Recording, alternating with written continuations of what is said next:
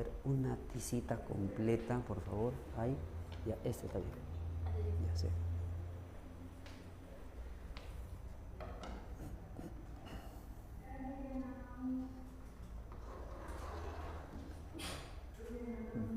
Salud.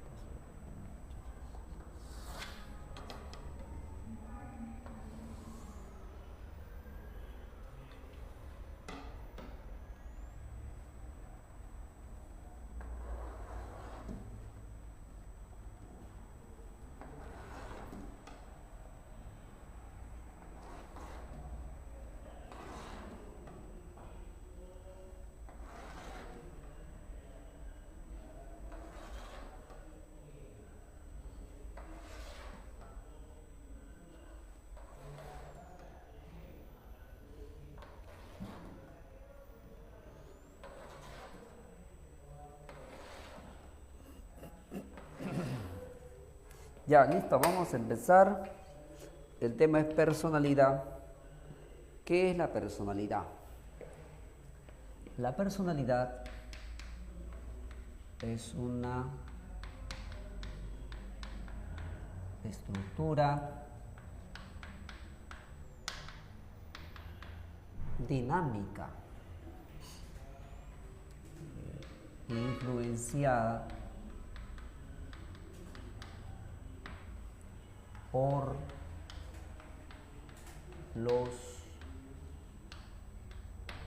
factores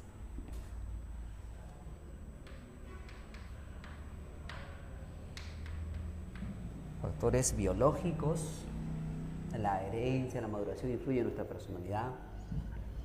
Factores ambientales, la sociedad, la naturaleza, y personales, lo que nosotros mismos hemos vivido, hemos experimentado. Pues todo ello ha influido en la formación de nuestra personalidad.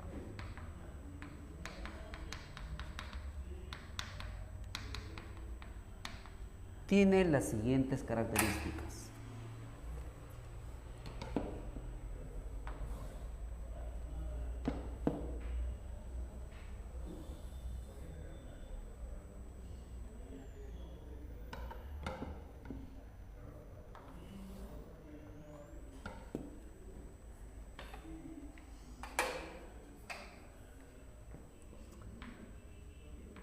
La personalidad es singular. Es singular o individual.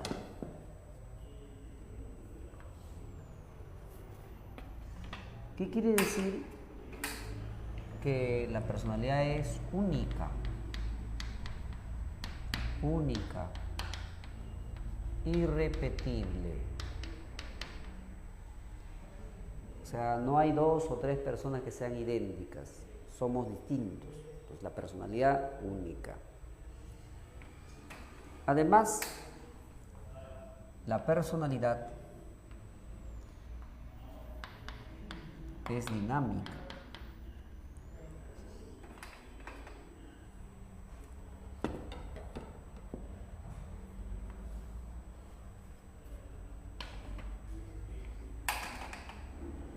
Dinámica en el sentido de que algunos rasgos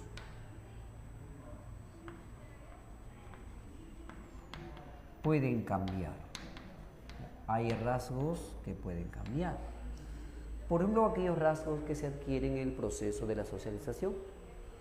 Rasgos que van a ir cambiando conforme a nuestro crecimiento académico, familiar, económico, político, religioso.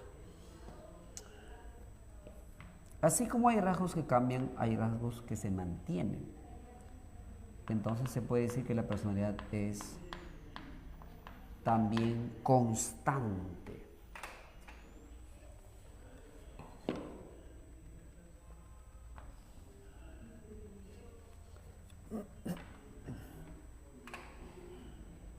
Es constante, entonces existen rasgos permanentes.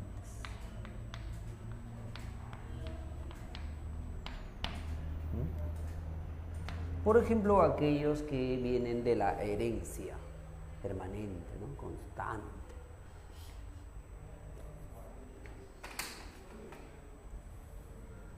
Es así como tus ojitos verdes, ya, siempre van a ser verdes. Cambiará un poquito cuando seas ya de tercera edad.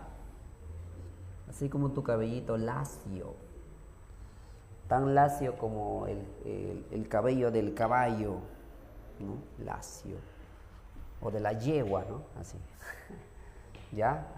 Bien, a ver, dígame por favor otra característica de la personalidad. Además de ser singular, dinámica, constante, a ver, otra característica. ¿Te escucho?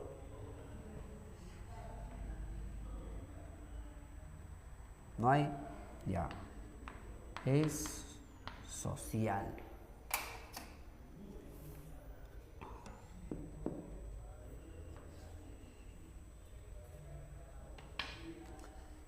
Es social en el sentido de que recibe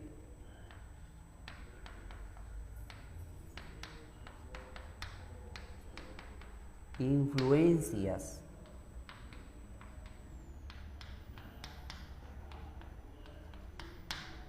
de la sociedad. Y también podemos decir que la personalidad es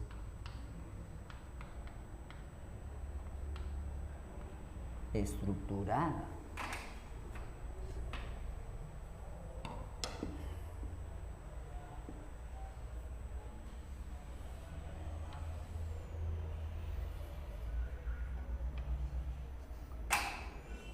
Es estructurada en el sentido de que nuestra personalidad está organizada.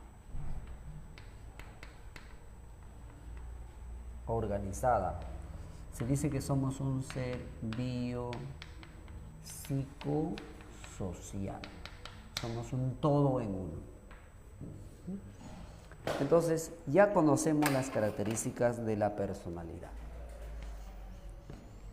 Ahora veamos sus componentes.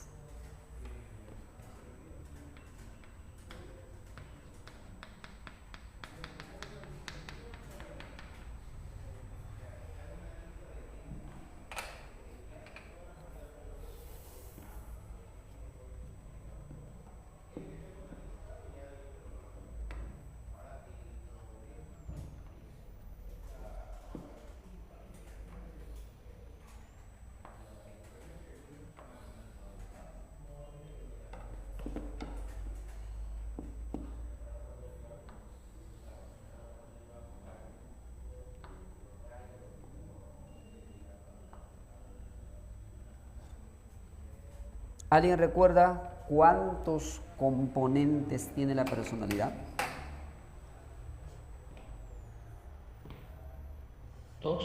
Dos componentes, excelente.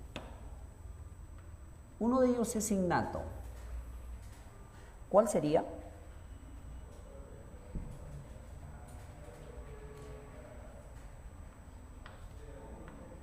El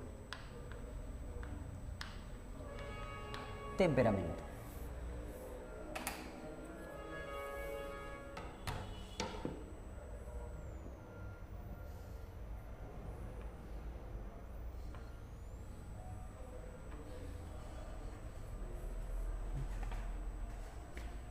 Nacemos con el temperamento. Ya todos al nacer ya tenemos temperamento. Ese es de herencia. Entonces el temperamento es innato. ¿Ya? Y como es innato no cambia. Inmodificable. Representa las expresiones emocionales. Ya representa las expresiones emocionales y además son estables.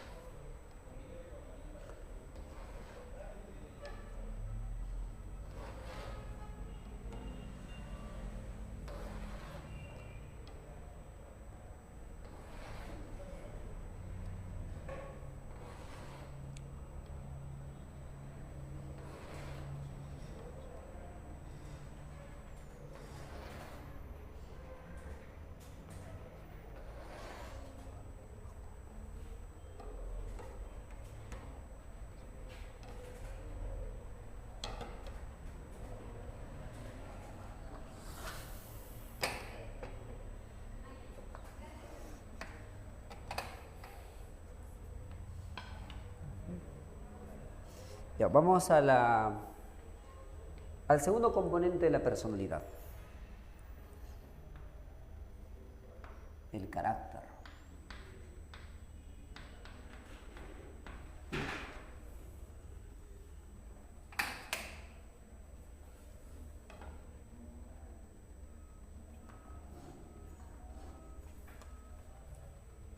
Nadie nace con carácter.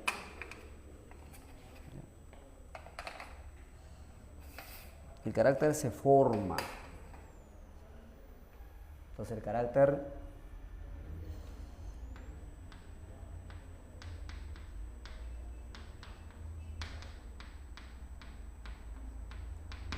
es adquirido.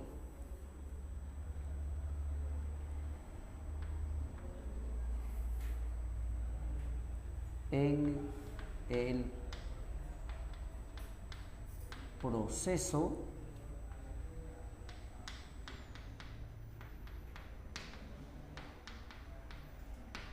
de la socialización. Es adquirido en el proceso de la socialización.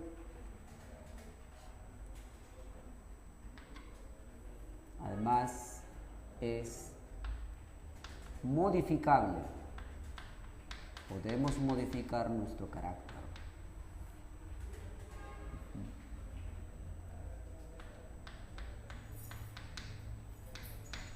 Contiene las normas y valores. O sea, influenciado por el carácter, somos justos, somos puntuales, responsables. También, mira, valores como somos dignos, respetamos los derechos de los demás, el carácter, ¿no? Es como que es una personita que te está diciendo que debes comportarte, debemos comportarnos como sujetos que pertenecemos a una estructura social. Contiene las normas y valores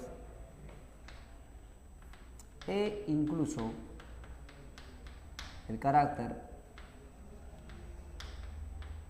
algunas veces logra controlar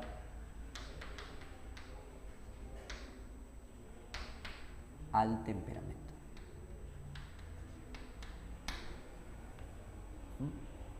Alguna vez se logra controlar el temperamento.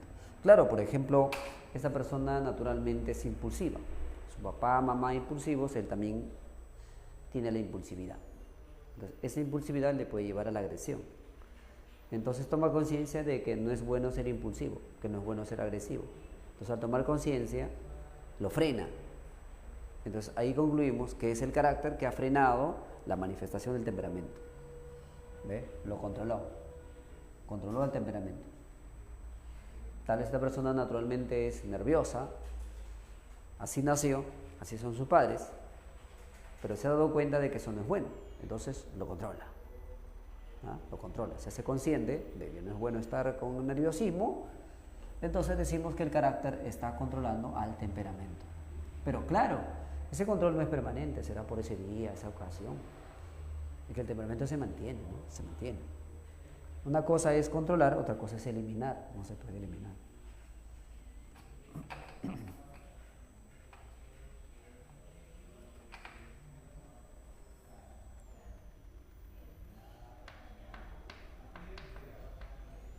Bien, ¿tienes alguna pregunta?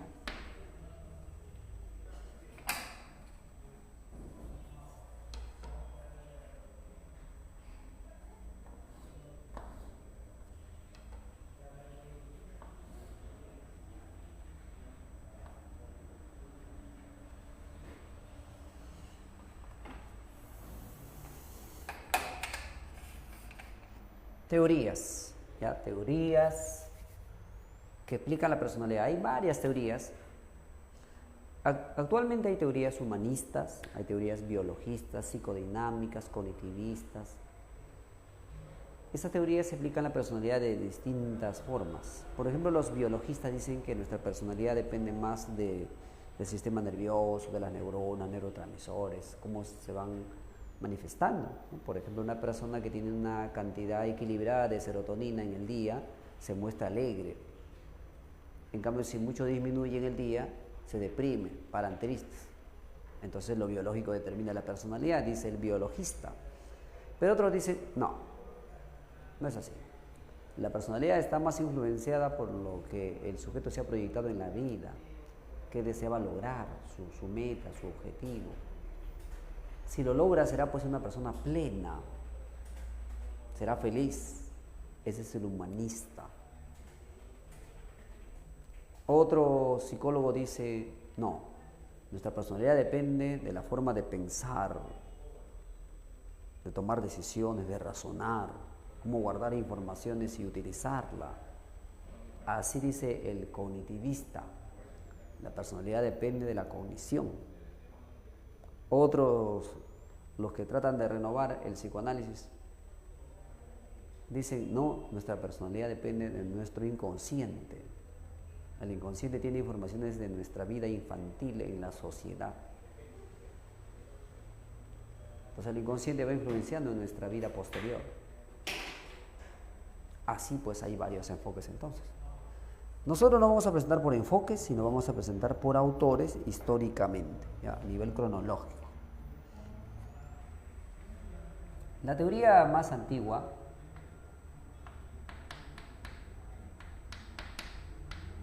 hipocrática, o también se le denomina teoría de los humores.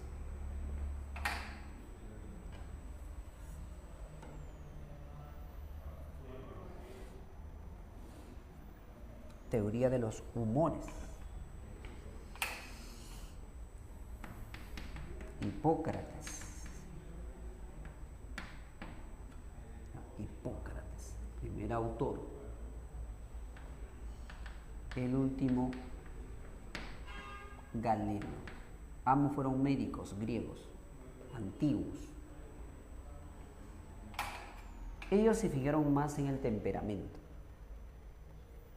El temperamento depende de los humores, nos dicen estos señores, especialmente Galeno.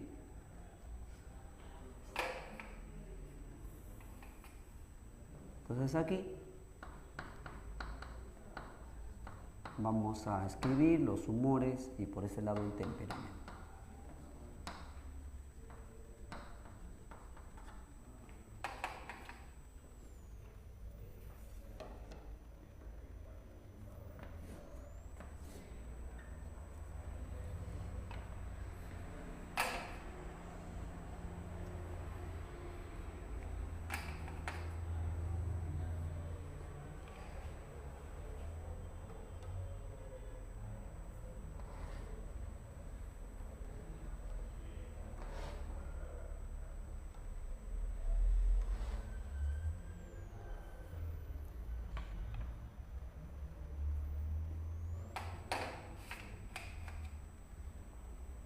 Teoría de los humores, teoría del temperamento.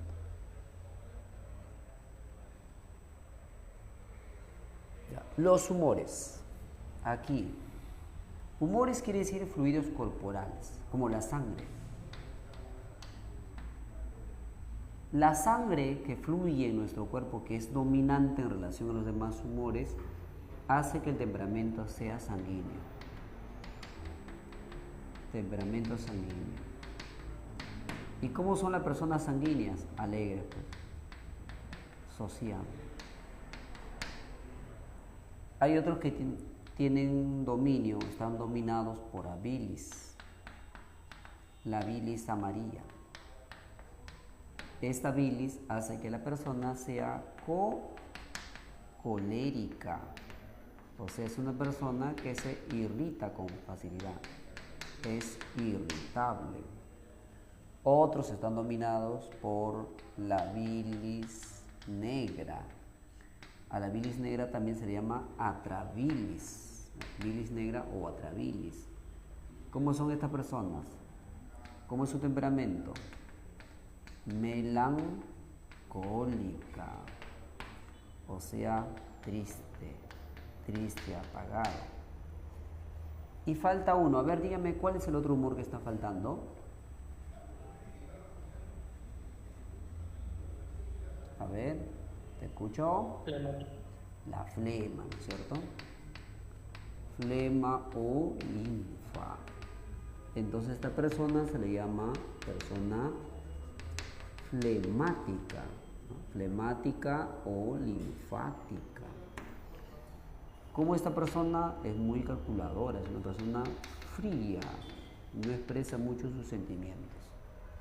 Entonces, estos humores determinan la personalidad que para los teóricos antiguos es el temperamento, ¿no?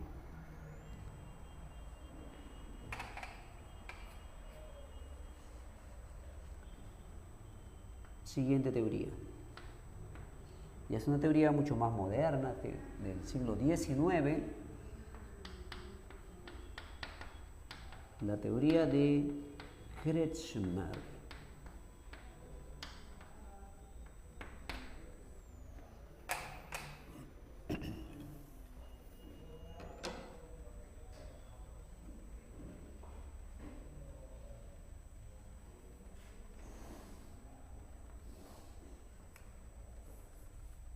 Kretschmer, a ver qué nos dice. Eso fue un médico psiquiatra alemán. Él dice que lo que determina nuestra personalidad es nuestra forma física, cómo somos, forma física. Esa forma física, con una sola palabra, ¿cómo se dice? Se dice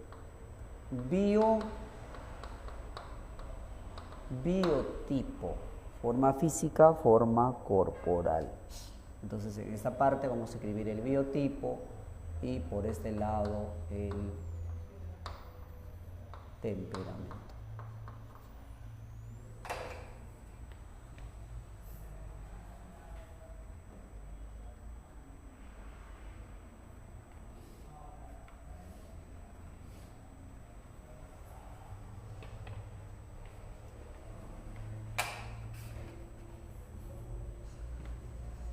Biotipo.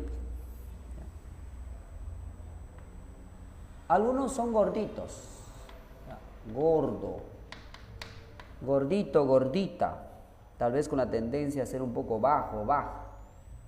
Entonces, ¿cómo son las personas medias gorditas? ¿Ya? Y con una tendencia a ser un poco bajo, baja. ¿Ya? Primero su nombre, su biotipo es pícnico.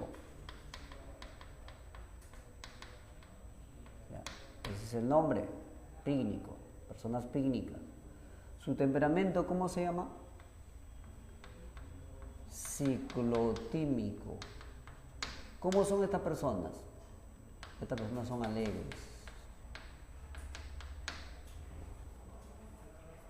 Entonces el gordito o la gordita tiende a ser alegre.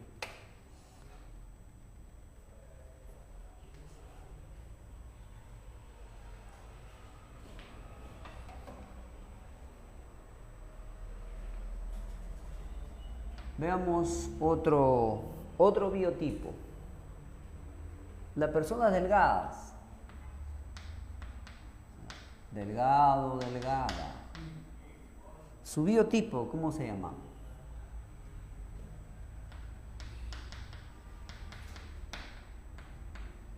Leptósomo. Su temperamento, ¿cuál sería?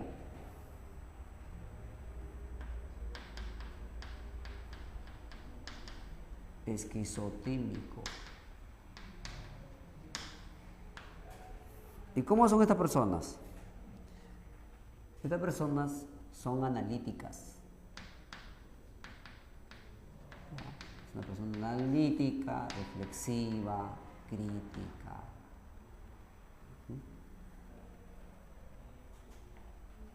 Falta uno más. El atlético.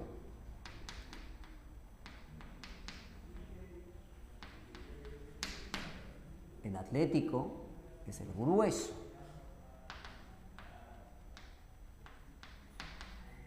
¿No? El que tiene un cuerpazo, pues, ¿no? Sea un varón, sea una dama. Y su temperamento viscoso, así se le llama, viscoso. ¿Cómo son estas personas? Saludable, es sereno, es calmado. Y hay algunas personas que no están en esos grupos. O sea, no es delgado, no es gordito, ni tampoco es grueso. No es ninguno. Displástico. No se conoce el temperamento. Es que estas personas son personas tal vez muy altas o muy bajas. Tan altas 2 metros 10, 2 metros 20, o tan bajas 1 metro, 1 metro 10, posición. O personas que son obesas, sumamente obesas, que no sale por la puerta. Hay también personas así. Es displástico. Displástico entonces quiere decir amorfo. Amorfo en el sentido de que no tiene la forma corporal común. Displástico sería sin forma corporal común. Aquí lo escribo mejor.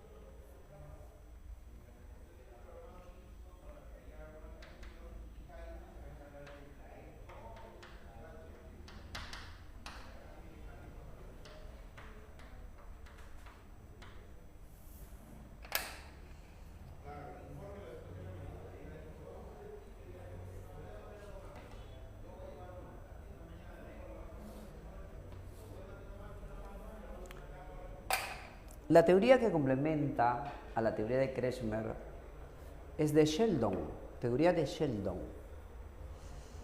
Porque muchos se preguntaron si la forma física determina la personalidad. Entonces, si soy gordito, hago ejercicios, adelgazo, ya cambió mi personalidad. Si soy delgado, como bastante, engordo, ya cambió mi personalidad. Si soy delgado, soy gordito, hago bastante ejercicios, me vuelvo grueso, cambió mi personalidad. Kretschmer no pudo explicar mucho.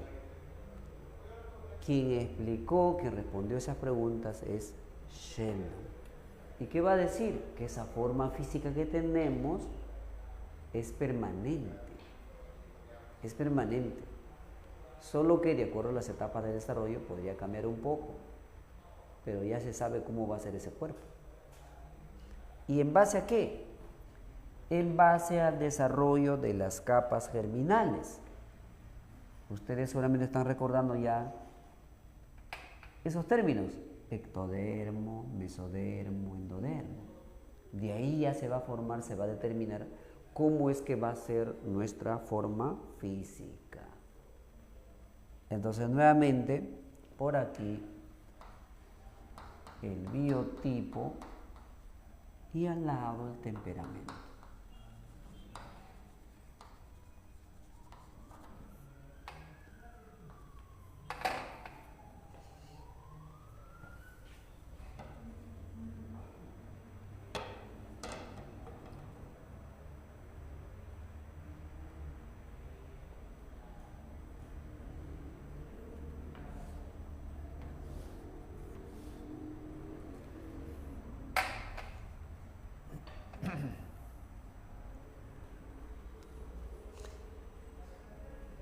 Biotipo.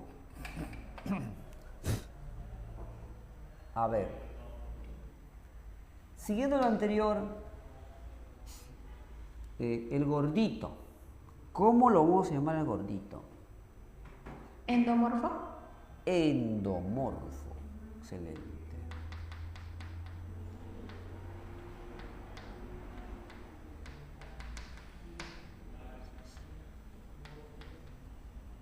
Profe, ¿y por qué gordito? Ah, es que cuando se estaba desarrollando los órganos a partir de las capas germinales, sabemos que del endodermo nace el sistema digestivo. Entonces el endodermo fue dominante en relación al ectodermo y al mesodermo. Por eso que las vísceras se han desarrollado bien, su sistema digestivo se desarrolló bastante. Entonces gordito es su tendencia, acumula la grasa. Gordito. Entonces su temperamento se llama así. Víscero, de las vísceras. Víscerotónico. Así es. O sea, esa es su tendencia, así nace. Habrá un tiempo, por ejemplo, que en la adolescencia ya no es gordito, se adelgaza. Cuando era niño era gordito, pero ahora llegó la adolescencia y se ha adelgazado. Y no vamos a pensar que ahora es leptósomo, como diría Kretschmer. No, a veces es momentáneo nada más. Mira a su papá, cómo es. Entonces así va a ser más o menos. Si su papá es gordito, por ahora será delgado, pero va a ser como su papá. Es el crecimiento que le está llevando a ese nivel de peso. Entonces el viscerotónico, ¿cómo es? Ese es sociable, es alegre.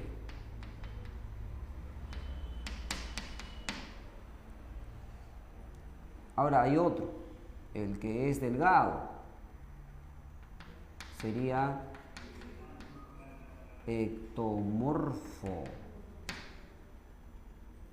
El ectomorfo, delgado.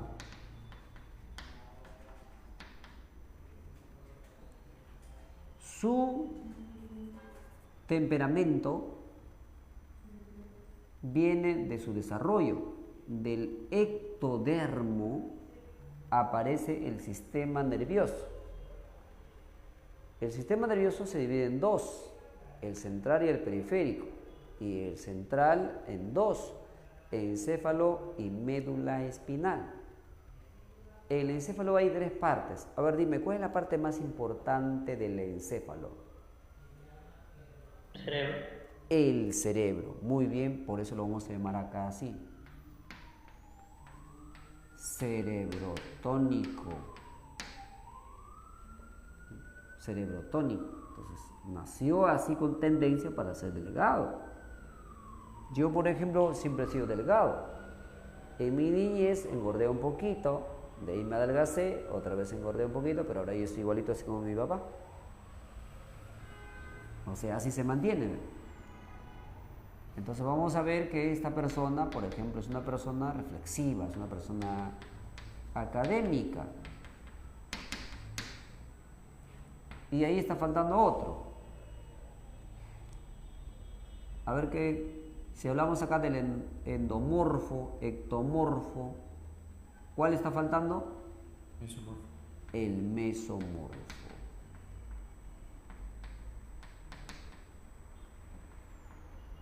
Del mesodermo nace el sistema muscular. Entonces, si ese fue dominante, quiere decir que este va a ser grueso por sus músculos, musculoso. ¿Y cómo se le llama? ¿Su temperamento cómo es? Soma cuerpo. Somatotónico. Este es fuerte, ¿ya? Es fuerte, ese es muy saludable, enérgico.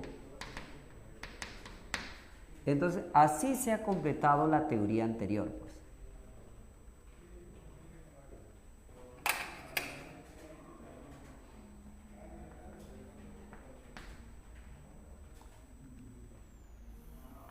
La siguiente teoría es una teoría muy conocida. Es del discípulo de Sigmund Freud,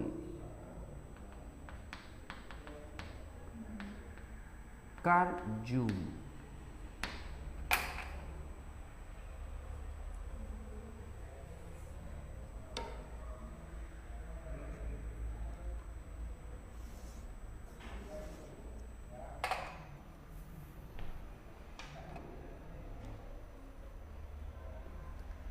La teoría también se llama teoría psicosocial. Teoría psicosocial. ¿Qué dice Carl Jung? Dice que la personalidad depende de la orientación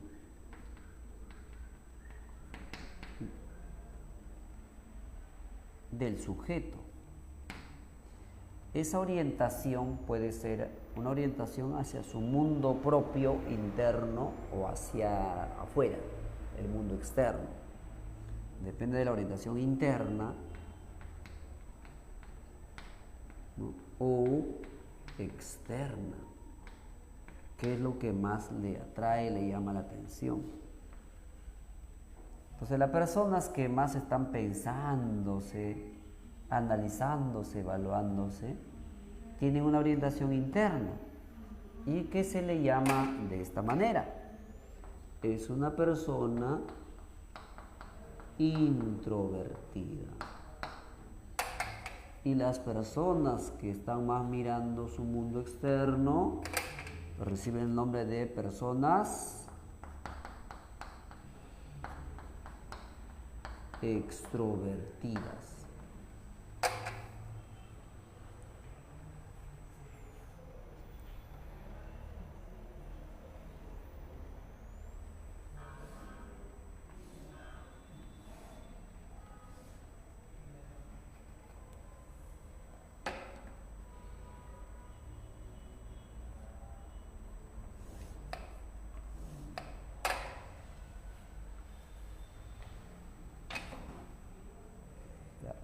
Entonces, hay dos tipos de personas: las personas introvertidas, personas extrovertidas. Cada uno tiene su lado positivo, también su lado negativo.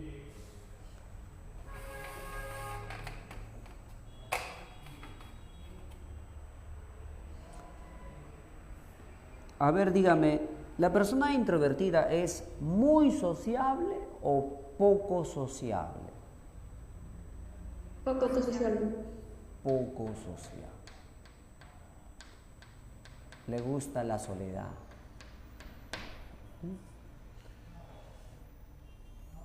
No son personas que se dejan influenciar, toman una decisión y no lo cambian. Autonomía. Son autónomas. ¿Sería una persona idealista o realista? Realista. Estas personas están pensando sobre cómo sería una sociedad donde todos respetan las normas sociales.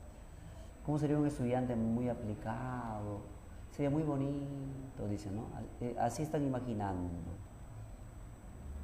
Entonces estas personas son idealistas. Así es. ¿Qué dicen? ¿A esta persona le gusta o no le gusta leer? Sí le gusta. Sí le gusta, por eso que alcanzan niveles intelectuales altos. Intelectual. Así nomás no se distraen, logran la concentración. Ahora, las personas extrovertidas son muy sociables. Es muy sociable, tiene dependencia. Es que le interesa más lo demás, lo que dicen los demás, pero es realista. Es práctico. Académicamente no es tan bueno, porque no logra mucho la concentración, se distrae, porque su cerebro así es muy activo. Tampoco estamos hablando de personas hiperactivas, sino que va un poquito más allá de la actividad de la persona introvertida. Estas personas son líderes. Líder influye sobre los demás. Ve, así como se dan cuenta, hay características que son positivas, ¿no?, en ambos casos, y también negativas.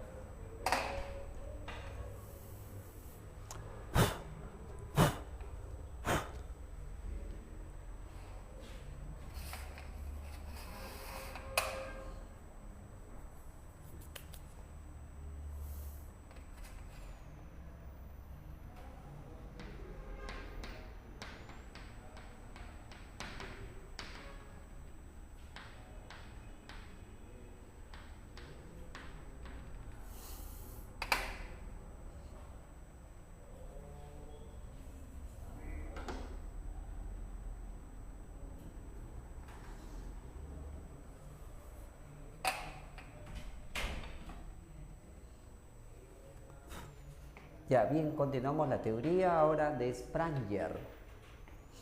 La teoría de Spranger también se le conoce como teoría axiológica de la personalidad.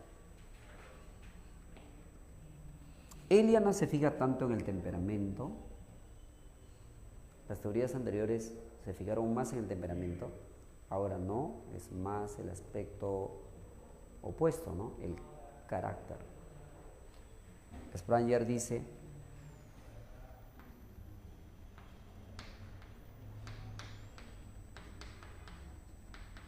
la personalidad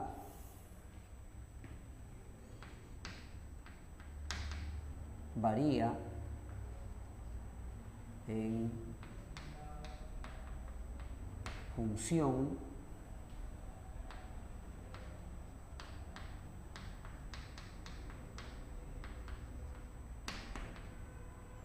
a las actividades que con mayor frecuencia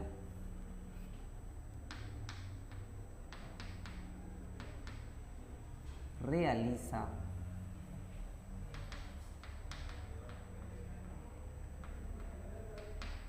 el sujeto. Entonces su personalidad va variando de acuerdo a qué es lo que más hace en la vida diaria, qué es lo que más le gusta, le nace. Y se puede clasificar en seis tipos de personas.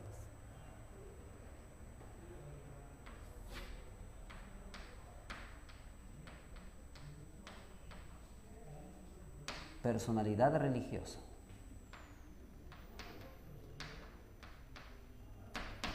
La fe, él nace la fe. Vive para un ser divino. Así como lo hace el sacerdote, el obispo, arzobispo, el papa, la monja. Así es feliz.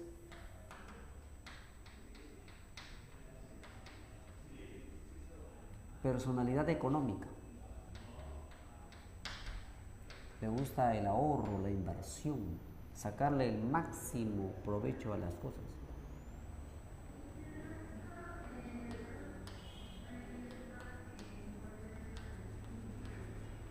Personalidad teórica.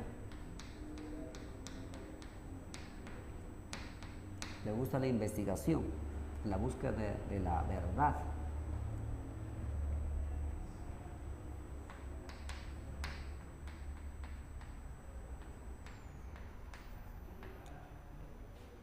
Personalidad estética.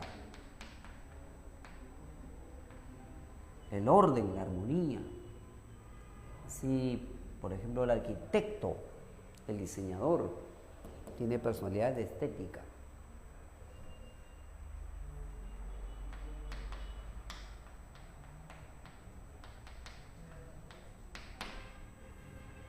Personalidad política.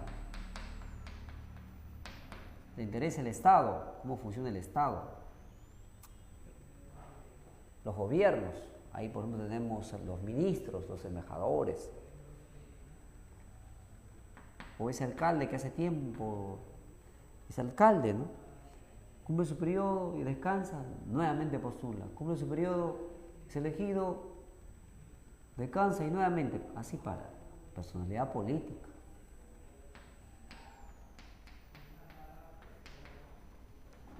Personalidad social. Es aquella que le encanta ayudar a los demás. Se preocupa por ayudar a los demás, como el bombero, el trabajador social. Entonces, hay al menos 6 tipos de personas según Spranger: religiosa, económica, teórica, estética, política y social. Todo ello depende de la sociedad, depende de dónde está.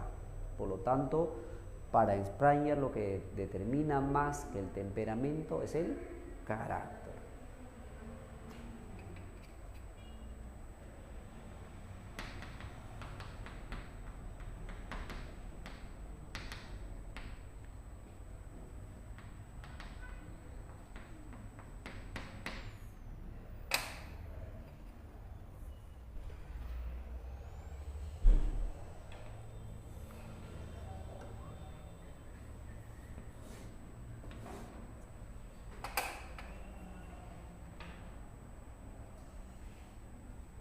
Ahora vamos a ver 2 teorías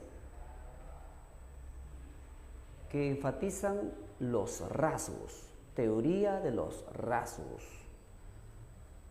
Raymond Cattell. Oye, aquí me faltó una T, perdón. Es con doble T. Raymond Cattell. Y ahora sí.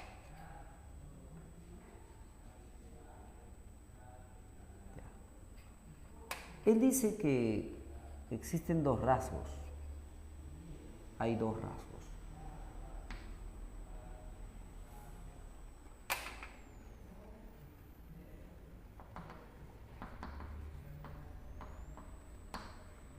Rasgos fundamentales.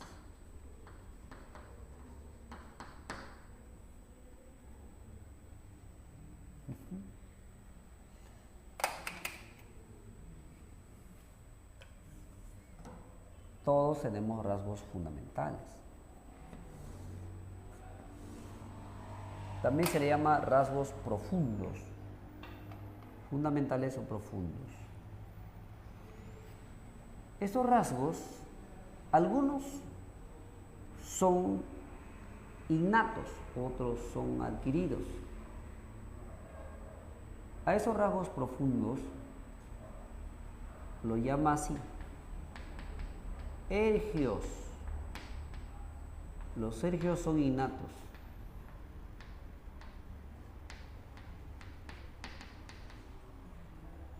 pocas veces se manifiesta. Similarmente los metaergios se manifiesta muy poco en la persona. Ya, metaergios. Esos metaergios son adquiridos. La mayoría no conoce nuestros rasgos fundamentales. Porque acabo de decir, estos rasgos son ocultos.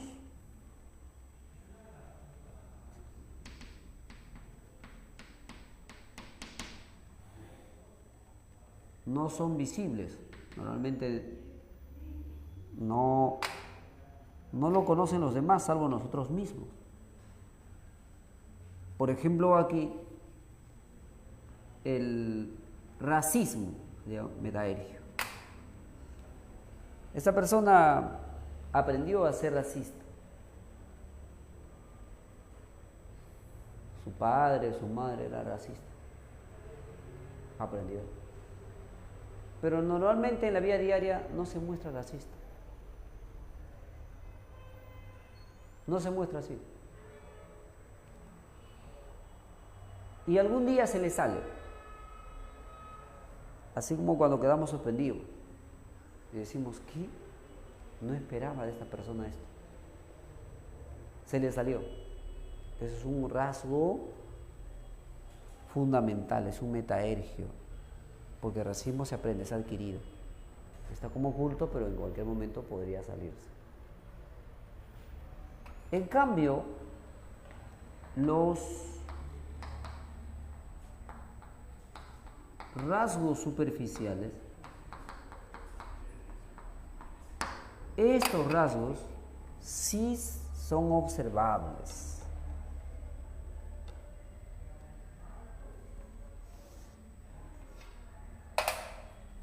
Estos rasgos son observables.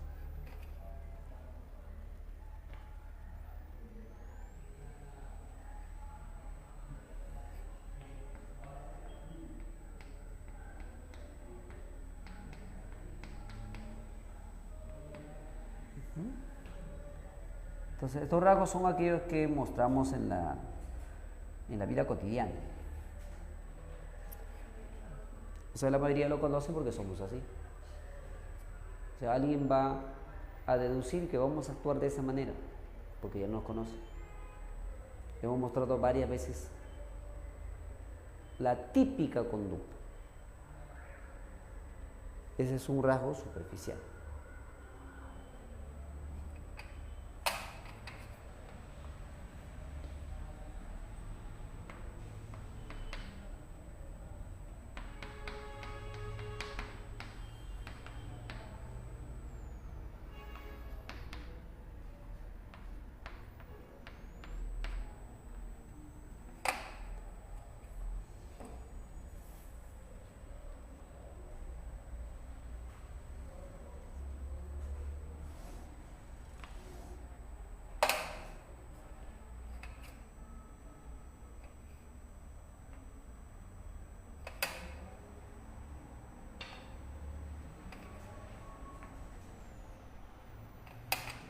Siguiente teoría es la teoría de Alport. Él también dice que hay dos rasgos. Existen dos rasgos.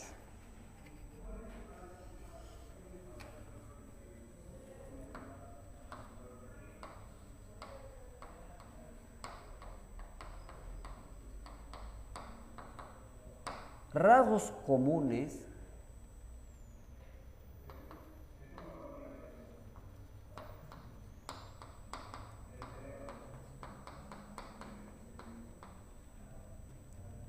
y los rasgos individuales. Rasgos comunes, rasgos individuales.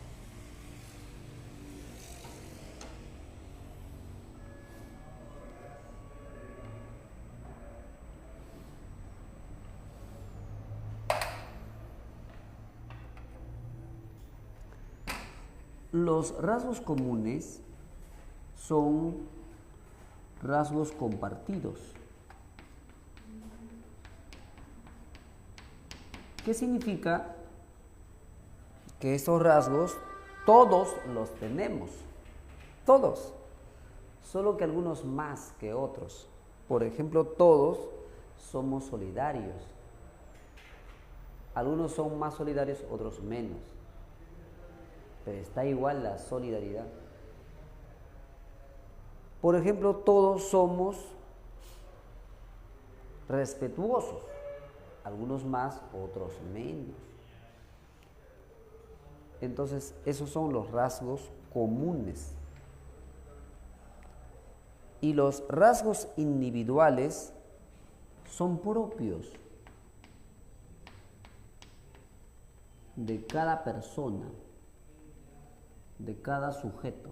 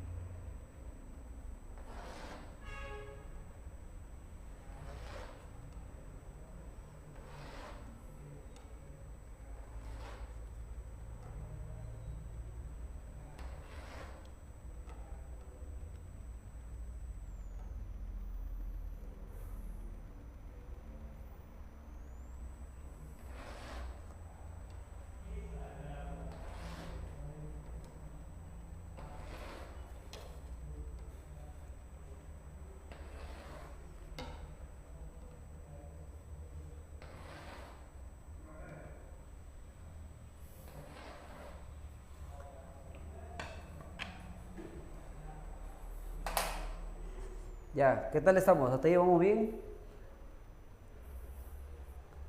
¿Sí? Sí, profesor. Ya, ok. Vamos avanzando rápido porque terminamos la teoría y para desarrollar la práctica. Hoy acabamos exactito, si es posible un poquito antes, porque tengo una urgencia. Sí, por favor, tengo una urgencia. Ya, a ver, los rasgos individuales pueden ser de tres tipos. Algunos de esos rasgos individuales, dice Alport, son llamados secundarios. Esos rasgos secundarios es lo que habría llamado Cattell rasgos fundamentales, o sea, rasgos que no son visibles, que no vemos en una persona, solo que la persona lo sabe, ¿no? Ese es su rasgo, lo oculta. Los rasgos que vemos en la vida diaria de las personas se llaman rasgos centrales.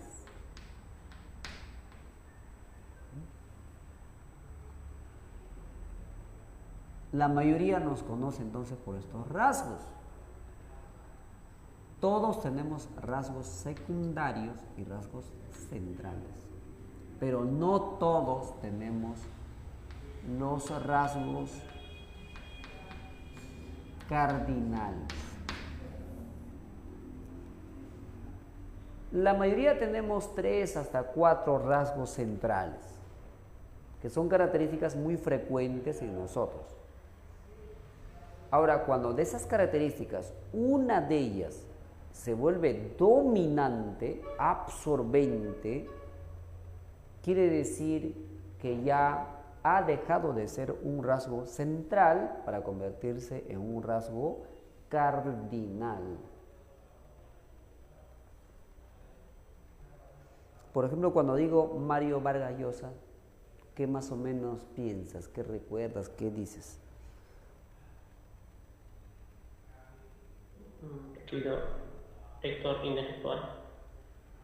Entonces, cuando decimos Mario Vargas Llosa, automáticamente pensamos en escritor, literato, novel, ¿Estamos? Ese es su rasgo cardinal. Nos olvidamos de que él también entró a la política, él también sabe algo de economía, que él baila, que él toca un instrumento musical. Dejamos de lado, es como que solamente ya él es literato y punto. Entonces quiere decir que él ha logrado desarrollar un rasgo cardinal. Entonces solo algunas personas tienen rasgos cardinales, o sea, rasgos dominantes.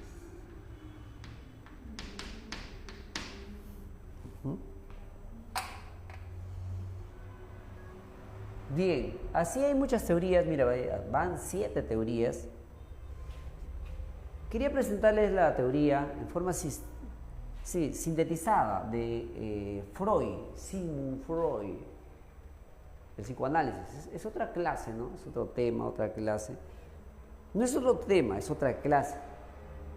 La teoría freudiana, llamada teoría psicoanalítica, también explica la personalidad. Y vamos a enfocar acá. Entonces, 8. Ya, la última teoría ya. Teoría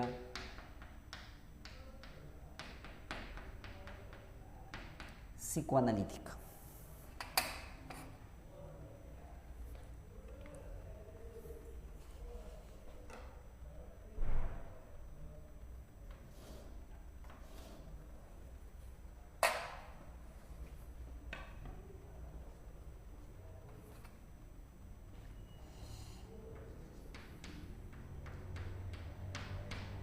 Autor Sigmund Freud. Él planteó que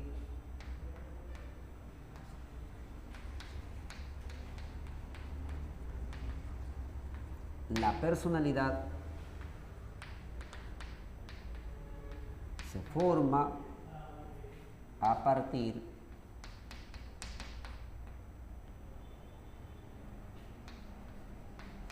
del desarrollo psicosexual infantil. Ese desarrollo psicosexual infantil tiene etapas. ¿Recuerdas? Sí, creo que recuerdas las etapas del desarrollo psicosexual.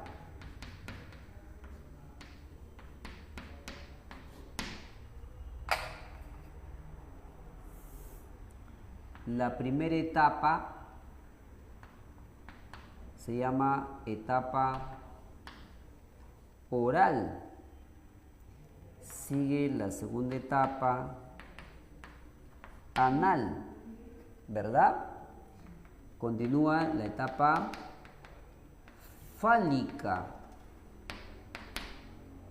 Y hay un periodo por ahí, hay un periodo que sería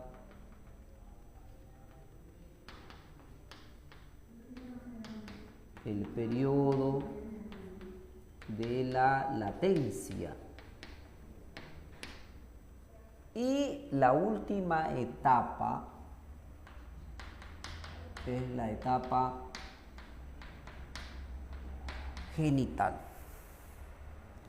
El tiempo de desarrollo, la etapa oral es desde que nace hasta aproximadamente los 18 meses. Etapa anal de 18 meses ¿hasta cuándo? A ver. ¿Hasta cuánto? Hasta los 3 añitos más o menos. Entonces, 36 meses. La etapa fálica va de 3 a 6 años. Latencia es de 6 a 11 años. Y la etapa genital, 11 a más años. 11 para adelante. ¿Por qué se llama etapa oral? ¿Y por qué además esos nombres? ¿Cómo así se desarrolla lo psicosexual?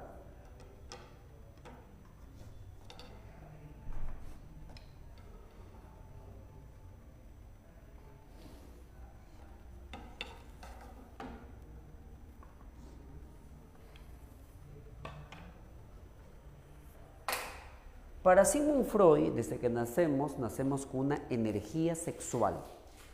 Esa energía sexual que nacemos se llama libido. Entonces sería la libido, o sea, la energía sexual. Esa energía sexual se manifiesta por distintas partes en nuestro cuerpo.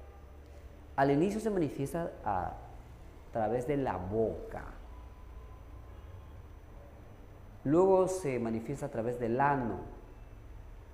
En su fase final se manifiesta a través de los genitales, por su etapa genital. O sea, eso que llamamos como que deseos sexuales no siempre ha sido genital, es otra parte de nuestro cuerpo. Hay zonas erógenas, digámoslo así. Entonces, la primera satisfacción ha sido utilizando la boca. Etapa oral, la fuente de placer es la boca, que se podría dar lo que se llama así la fijación oral. Quiere decir que esta característica de satisfacer sus necesidades sexuales a través de la boca quedó así como marcada en la vida, y de ahí que esta persona, sin darse cuenta posteriormente, va a tratar de utilizar su boca cuando está ansioso o ansiosa. Por ejemplo, cuando está fumando, está ansioso, tiene fijación oral, le gusta libar licor, le gusta estar masticando el chicle, le gusta estar besando, quiere besar, entonces ya esa es fijación oral. Todo esto en este caso pues la exageración. La otra zona erógena, porque el primer año hasta año y medio la zona erógena es la boca, por eso los bebés todos se llevan a la boca. Luego sigue la etapa anal. ¿Por qué? Porque los pequeños también sienten ya placer cuando liberan sus desechos.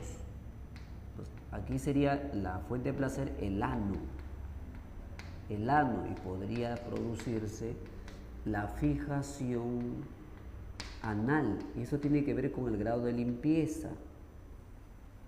Hay personas que les cuesta ducharse, ¿no? Les cuesta mucho. Fijación anal, son personas sucias. O para demasiado, exagera con la limpieza. Entonces también es fijación anal, porque esa es limpieza. Es que depende cómo fue educado para satisfacer estos deseos. Quería defecar, entonces tal vez recibió castigos terribles por haber ensuciado su pantaloncito, su ropita interior, ¿no? Entonces traumático, pues, ¿no? Así, traumático, tal vez golpes, ¿en dónde? Justo ahí en la nalga le han dado, ¿ves? Entonces ha sufrido, ¿sí o no? Entonces ya está marcado ahí, es como una cicatriz. Etapa fálica, es la etapa donde descubren los genitales. Y aquí se da pues el complejo de Edipo. A ver, dime, ¿qué otro complejo hay? Complejo de Electra. Complejo de Electra. Y el complejo de castración. La niña no sabe por qué tiene vagina.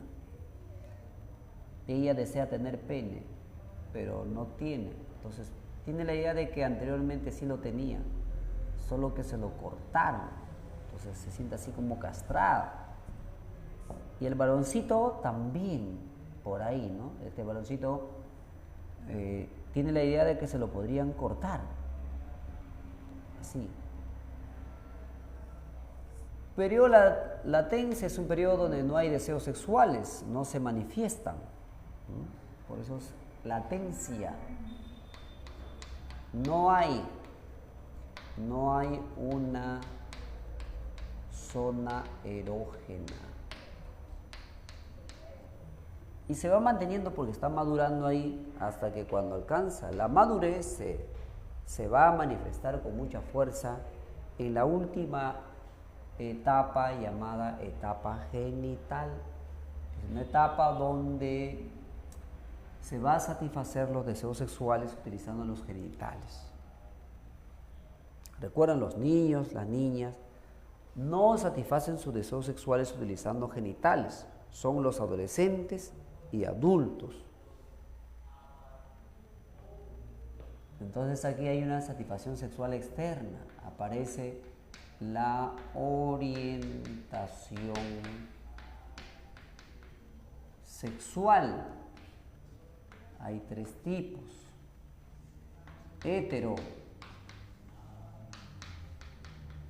heterosexual, homosexual, bisexual. Para Freud, para Sigmund Freud, lo único normal es lo heterosexual. Todo lo demás es anormal. Ahora, Freud, para explicar la personalidad, utilizó dos tópicas, dos explicaciones.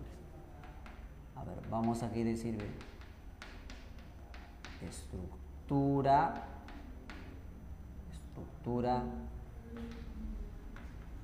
de la personalidad. Según la teoría freudiana, estamos explicando la teoría freudiana.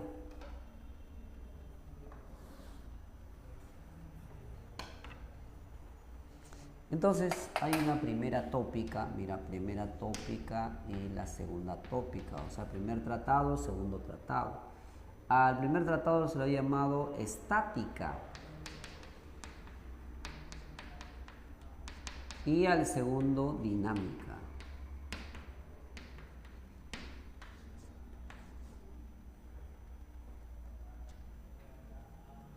Al inicio, cuando trató de explicar la personalidad, pensó que nuestra mente es aquella que va determinando lo que somos. Dice que la mente tiene tres partes. Una parte que nos está informando del presente se llama consciente. La otra parte que tiene del pasado que podemos recordar. Preconsciente. Y lo que no podemos recordar se encuentra en el inconsciente. Para Freud esto es determinante, el inconsciente. El inconsciente determina la personalidad. Esa fue la primera explicación. La segunda explicación nos dice que la personalidad es como la suma de tres personas. Tres personas hacen una persona. El ello, el yo y el superyo, que también se le puede llamar así, el ello, it, yo, ego, superyo, superego. El ello es inconsciente, como el superyo. Ambos son inconscientes, inconsciente e inconsciente. Con él nacemos y él se desarrolla. El ello es innato, entonces. El ello hace que la persona busque el placer. Como es que se va a la fiesta, ¿no? Y disfruta la vida, se va de paseo. ¿Le gusta eso? Porque está siendo dominado por el ello. En cambio, el yo es racional. Está dedicada, por ejemplo, a una vida científica, profesional. En cambio, el superyo es muy exigente en cuanto a la práctica de normas, la moral. Pero como decíamos que tanto el ello como el superyo son inconscientes, estos algunas veces empiezan a enfrentarse. Y el enfrentamiento de ambos genera en el sujeto, ¿qué le genera? Le genera ansiedad. Si no dice el examen ansiedad, dirá angustia. Entonces, felizmente tenemos un Salvador. Para liberarnos de la ansiedad o angustia generado por el conflicto entre el ello y el superyo, aparece el yo. El yo, a ver, voy a tratarlo por aquí. Si esto sería el yo, miren, es el yo. El yo naturalmente es racional, es consciente.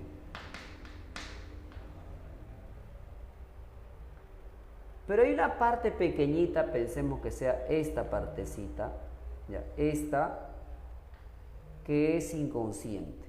Ya, esa es inconsciente. Esa parte inconsciente del yo es aquel que nos va a ayudar para liberarnos, como decíamos, de la ansiedad y la angustia. ¿Y cómo lo hace? Utilizando unas estrategias que él tiene. ¿Y cómo se llaman esas estrategias? Se llama mecanismos de defensa. ¿Verdad? ¿Ya lo recordaste? Es un tema conocido para el examen de San Marcos. Entonces, ahora sí, ya sabe la teoría. Los mecanismos de defensa, dime, ¿son utilizados por el ello, el yo o el superyo? El yo. El yo. Dime, ¿el mecanismo de defensa es consciente o inconsciente? Consciente.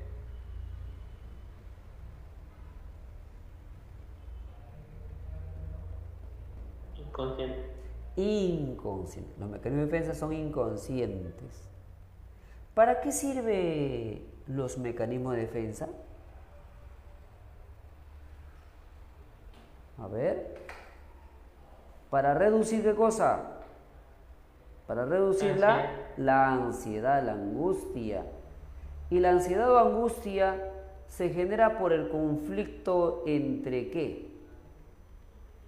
El ello y el superior. Entre el ello y el superior. Profesor, ¿pero cómo es ese conflicto? Por ejemplo, pues Luchito llega a su casa y ve en la mesa de comedor una moneda de 5 soles. Y él quiere comprar galletas. Dice, justo quería esto. Entonces, va a coger el dinero. Cuando está tratando de coger el dinero, todo él así, qué rico, voy a comer mi galletita, Ya, en ese momento se estaba dejando influenciar por el ello. Come, placer, pues. Pero de pronto cuando está ya así a punto de comer, dice, no.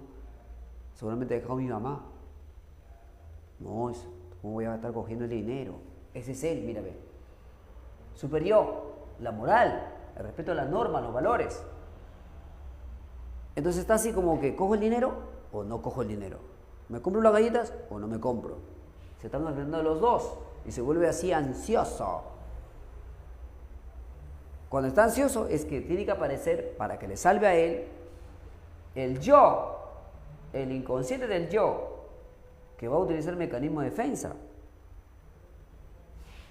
Tal vez justo cuando estaba tratando de coger la moneda, llega su mamá, abre la puerta y su mamá le dice, hijo, creo que estabas pretendiendo coger la moneda que dejé ahí, y rápidamente va a decir, no. Entonces es que se puso ansioso al ver a su mamá. Cuando dice no, esa es negación. Ese es un mecanismo de defensa. Tal vez dice, no mamá, solamente yo quería dejarlo en otro lugar.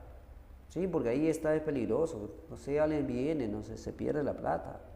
Está justificando, esa es racionalización.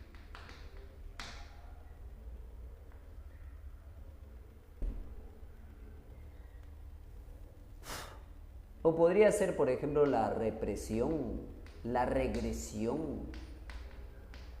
Tal vez llegas a su casa, a su mamá, y le dice, mami, porfa, ¿me haces esos 5 soles? Quiero comprarme una galleta. De mami. ¿Sí? Ya se está volviendo como un niñito.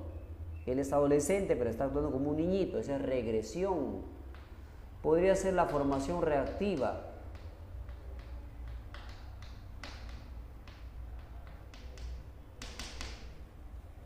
¿Ya? También podría ser sublimación.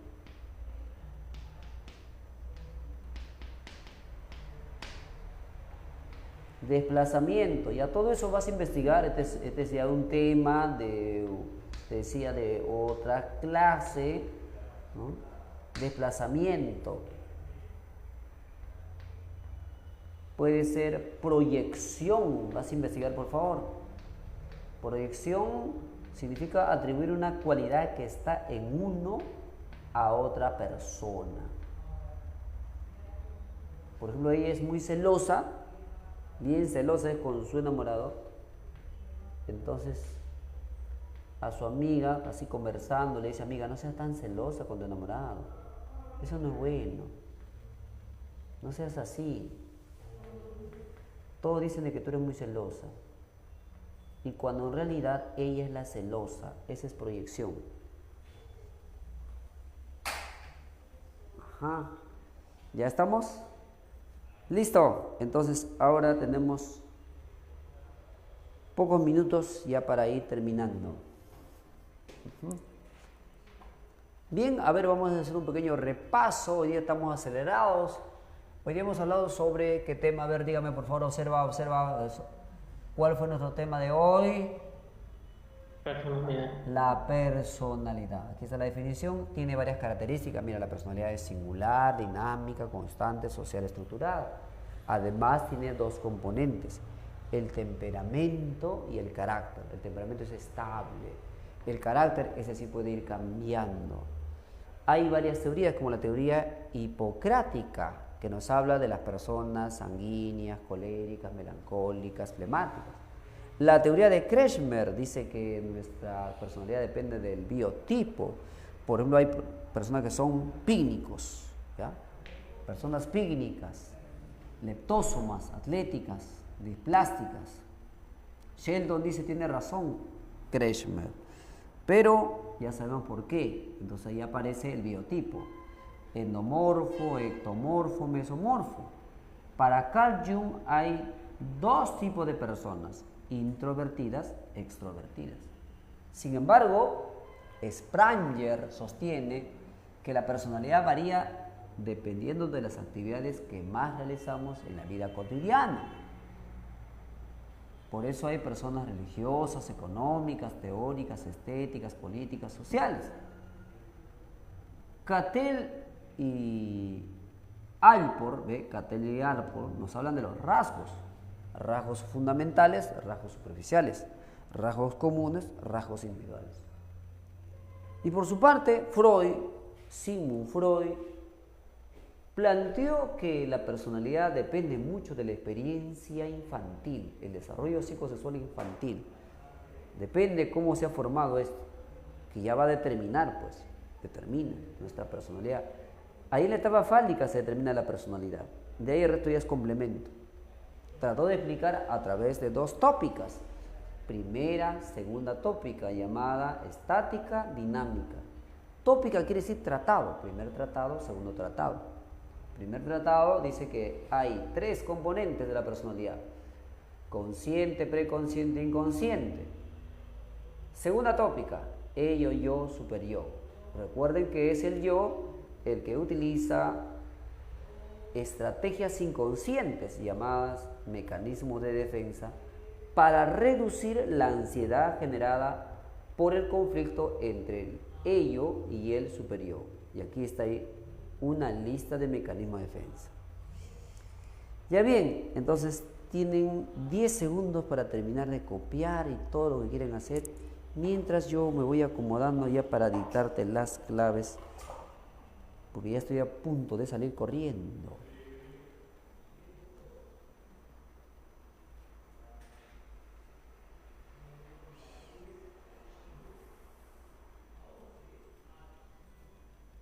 A ver, entonces, vamos a la clave ya. Son aspectos de la personalidad que están presentes desde la infancia. y tienen una fuerte determinación biológica. Listo, con eso ya salió. Subraya la palabra biológica, es inmodificable, dice. ¿Cómo se llama eso? ¿Temperamento o carácter? Temperamento. Temperamento, muy bien. Es un componente de la personalidad relacionado con los valores. Subraya valores. Listo, ya salió. ¿Cuál es la respuesta? Carácter. El carácter. 3. En la teoría de Sheldon, el biotipo caracterizado por tener el cuerpo largo, o sea, es un delgado. ¿Cómo sería el delgado? No va a decir extrovertido, nada que ver. Introvertido, nada. No es ni la A ni la B. Porque Sheldon habla del ectomorfo, ¿sí o no? Y características. Entonces, está entre la C y la D. Entre la C y la D no puede ser la E porque habla de introvertido. Extrovertido son términos de Carl Jung. Preguntan sobre Sheldon. ¿Cómo sería el delgado? ¿La C? La C es frío distante, muy analítico. 4. Suelen ser personas afectuosas, activas, sociables, entusiastas, rápidas, alegres y risueñas, pero con súbitos apagamientos, adaptables, francos, expresivos, habladores, irradian y sintonizan afecto con facilidad. En la teoría constitucional se hace alusión a qué temperamento. Pícnico.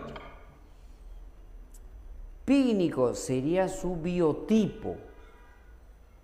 Pícnico es biotipo. ¿Y cuál es su temperamento del pícnico?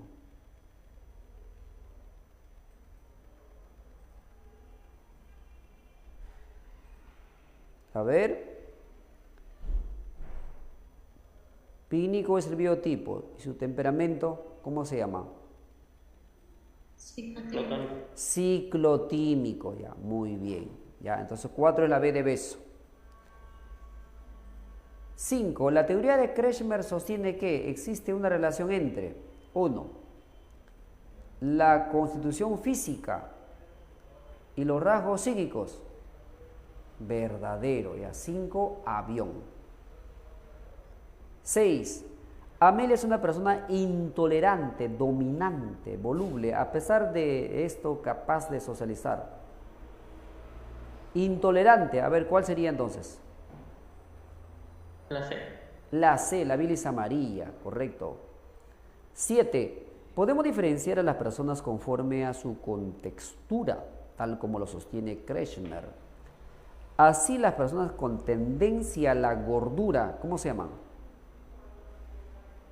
Pícnico. Pícnico. Existen personas que tienen la predisposición a la tristeza, pero hay también personas con predisposición al buen ánimo. Buen ánimo. A ver, ¿quién tiene buen ánimo según la teoría hipocrática? Sanguíneo. El sanguíneo, que es sociable, alegre. 9. Algunas personas dicen que la pasan de lo mejor cuando se encuentran solas. Listo, con eso ya salió. Según Carl Jung, ¿cómo se llama cuando a esas personas les gusta la soledad? Introvertidas. Ya, muy bien. Listo, por favor, te dicto las claves que está faltando. Sí, rápido ya. 10 dedo, 11 enano y 12 dedo. Ya. 11 enano, 12 dedo. Bien, muchas gracias, hemos concluido. Ahí quedamos. Chao, Hasta profe, pronto. gracias. Gracias a ustedes. Chao. Gracias, profesor. Chao. Gracias, profe. A ustedes.